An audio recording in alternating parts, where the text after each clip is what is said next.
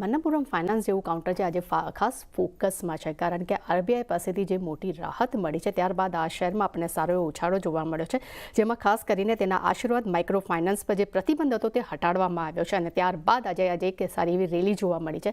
શું છે વધુ વિગત આપણે જાણીએ. આપણા સહયોગી શ્રદ્ધા પસાણી આપણી સાથે જોડાઈ ગયા છે. શ્રદ્ધા, ગુડ મોર્નિંગ. જણાવશો કે શું કારણ છે આજે મન્નપુરમ ફાઇનાન્સમાં તેજીનું?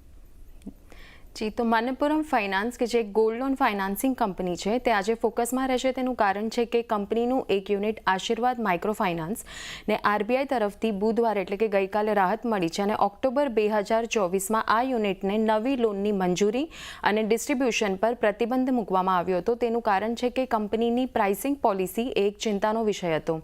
હવે જ્યારે કંપની તરફથી આરબીઆઈને અમુક સબમિશન્સ કરવામાં આવ્યા અને કમિટ કરવામાં આવ્યું છે કે રેગ્યુલેટરી ગાઈડલાઇન્સનું પાલન કરવામાં આવશે કંપની તરફથી, ત્યારબાદ આ પ્રતિબંધ હટાવવામાં આવ્યો છે. મન્નપુરમ ફાઇનાન્સે 2015માં આશીર્વાદ માઇક્રો ફાઇનાન્સને હસ્તગત કરી હતી અને આ યુનિટ મન્નપુરમ ફાઇનાન્સના ટોટલ એયુએમના 25% કોન્ટ્રીબ્યુટ કરે છે.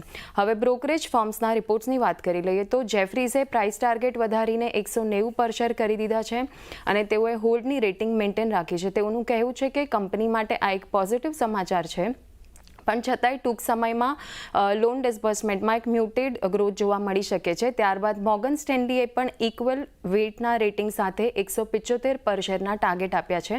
તેઓએ તેમના એસઓટીપી એટલે કે સમ ઓફ ધ પાર્ટ્સ વેલ્યુએશન્સમાં આશીર્વાદને અસાઇન કરેલા જે પહેલાં અસાઇન કર્યા હતા વેલ્યુએશન્સ તે પાછા ખેંચી લીધા છે અને તેઓ મેનેજમેન્ટ ગાઈડન્સની રાહ જોઈ રહ્યા છે, જેમાં તેઓ રિવાઇઝડ લોન પ્રાઇઝિંગ, અંડરરાઇટિંગ નોર્મ્સ અને લોન ડિસ્બર્સમેન્ટમાં પિકઅપ પર તેમનું ગાઈડન્સ આપી શકે છે. તો આ રીતે આજે આપણને મન્નપુરમ ફાઇનાન્સ પર એક અગત્યના સમાચાર આવતા જોવા મળ્યા છે અને તેના લીધે સ્ટોક અત્યારે લગભગ 4.5% ઉપર ટ્રેડ કરતો જોવા મળ્યો છે.